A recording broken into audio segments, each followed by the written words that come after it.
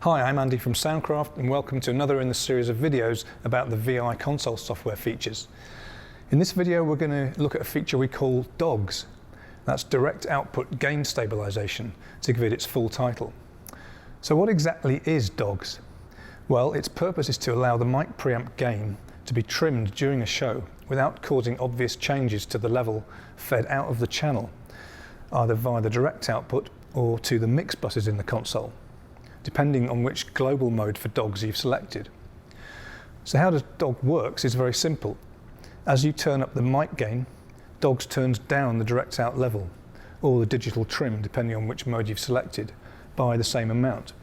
And similarly, if you turn down the mic gain, DOGS will turn up the trim to keep a constant level on the direct output or in the channel. The idea of DOGS is really to help you cope with unexpected and modest changes that have to be made to the preamp gain once a show's in progress. So that could be things like a microphone position shifting, performers singing or playing more strongly, or unexpected clipping being experienced for any other reason. And the result will be that when you change the mic gain to fix those issues, you won't get any level changes on, say, a recording that's being made from your direct outputs, or if you're using the whole channel mode of DOGS, you won't hear any changes to the level of that channel in your main mix or your monitor mix either. And probably the most important application for the DOGS feature is when you're feeding a second console from the direct outputs of your mixer. Once you enable DOGS, your feed to that second console will not change in level, even if you have to change your preamp gain for any reason during the show. So let's have a look at how DOGS works. First of all, we need to decide what mode we want DOGS to be in, either just stabilizing the direct outputs or stabilizing the whole channel strip level. So we go first to the console's main menu and in the settings page, and here you can see there's a DOGS mode control on your Vistonic screen. And this control allows us to globally switch the DOGS function on and off by pressing the Vistonic's button here, and also to change the mode by rotating the control here. So you can choose direct output mode, or DIR, or channel mode for the whole channel, which is CHAN. Now, to make it easier to demonstrate, I'm going to select the channel mode, and I'm going to switch DOGS on there and then switch it off again for the moment. Now, it's important to note that you should only switch DOGS on once you've set all your preamp gains and other levels up. So ideally, switch DOGS on after a sound check or just before the start of the show. That'll make sure DOGS has the maximum amount of control range left to deal with any level changes during the show. So now let's have a listen to what normally happens without DOGS. So I'm going to go to this input channel here where we've got a guitar signal. And I'm going to turn the gain up. We're listening to what would normally be the mix output, so that was what you'd be hearing through the main PA. I'm just going to adjust the preamp gain on this channel, and obviously you hear the volume changing as you would expect. This is without DOGS.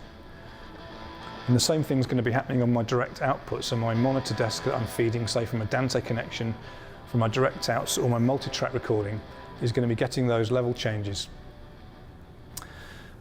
So now let's assume that we've had our sound check and the show's about to start.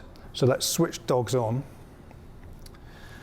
Now, switching DOGS on enables that DOGS for all input channels. There's no need to do any individual switching per channel. It's a global function.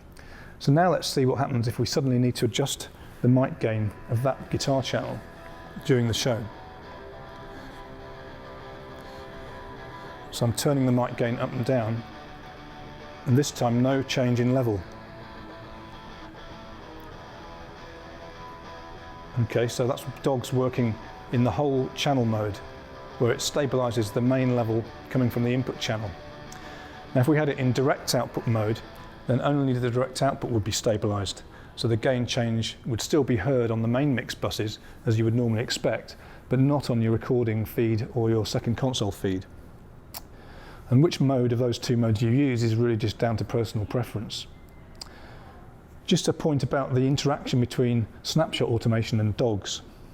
Well, DOGS only compensates changes made manually to the gain control here, or remotely by, say, a Visi Remote iPad app.